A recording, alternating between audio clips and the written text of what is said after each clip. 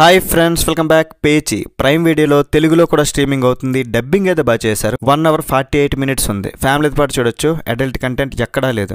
Review అయితే పూర్తిగా చూడండి, అప్పుడే డిసైడ్ అవ్వండి. కొద్దిగా వినేసి చూసేసి అస్సలు అయితే డిసైడ్ అవ్వదు. క్లారిటీగా మీకు చెప్తా. అండ్ హాలీవుడ్ తెలుగు డబ్బింగ్ సినిమాలే కాకుండా reviews, south dubbing movie reviews కూడా ఇస్తా. రివ్యూస్ కొంచెం అయితే సపోర్ట్ అయితే ఇవ్వండి. ఏ సినిమాకైనా మంచి క్లైమాక్స్ చాలా ఇంపార్టెంట్. క్లైమాక్స్ తేడా కొడితే సినిమా మొత్తం మీద ఇంప్రెషన్ పోతుంది. సినిమా ఫస్ట్ హాఫ్ అయితే సినిమా టైటిల్కి తగ్గట్లే పేచి పెట్టింది భయ్య. సెకండ్ హాఫ్ ఇంట్రెస్టింగ్గా మారింది సినిమా. అండ్ క్లైమాక్స్లో వచ్చే ట్విస్ట్ అన్ఎక్స్పెక్టెడ్ ట్విస్ట్ అనమాట. భలే ఉంది అనుకున్నా.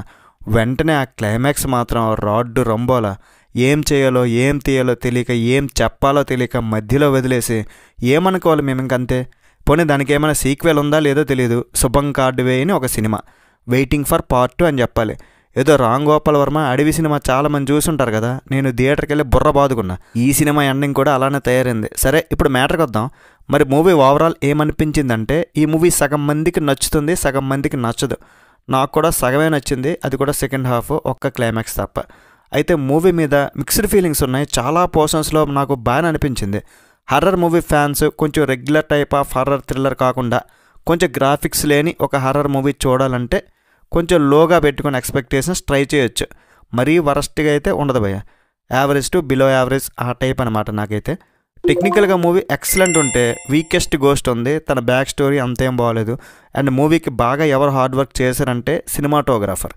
ఫారెస్ట్లోని ప్లేసెస్ చాలా బాగా చూపించారు. చూసినప్పుడు చాలా బాగా అనిపిస్తుంది. ప్రతిభన్ గారు, అశ్విన్ ఎడిటర్ గారు కూడా బాగా చేశారు. అండ్ బ్యాక్గ్రౌండ్ స్కోర్ అయితే అదరగొట్టేశారయ్యా.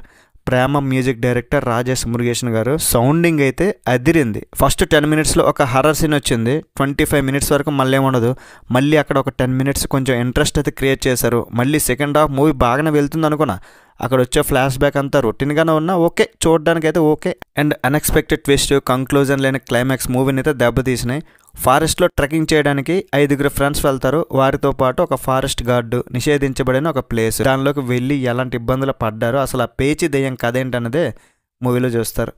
ఆ ఫారెస్ట్ గార్డ్కి యాక్ట్ చేసిన బాల శరవణన్ చాలా బాగా చేశారు. అతని యాక్టింగ్ అయితే చాలా బాగుంది. మిగతా వాళ్ళు మాత్రం ఓవర్ యాక్షన్ చేసినట్టు అనిపించింది.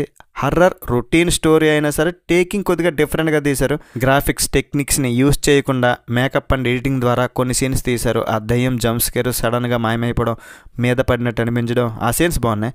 దానికి పర్ఫెక్ట్ సౌండ్ ఎఫెక్ట్స్, అడవిలోని మంత్రగతిళ్ళు, అక్కడ యూజ్ చేసిన ఐటమ్స్, భయం కలిగించే బొమ్మలు, ఇవన్నీ పర్లేదు అనిపించేలా చూపించారు. హర్రర్ సెకండ్ హాఫ్ అయితే పర్లేదు, బట్ స్టోరీ నుండి ఏం చెప్పాలనుకున్నారో తెలీదు. అదే మైనస్ ఓవరాల్ మూవీకి.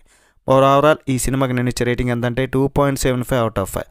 That's it guys. రివ్యూ నచ్చితే ఒక లైక్ చేయండి, షేర్ చేయండి, సబ్స్క్రైబ్ చేయండి. నెక్స్ట్ మళ్ళీ కలుద్దాం. బై బాయ్ అండ్ జై హింద్.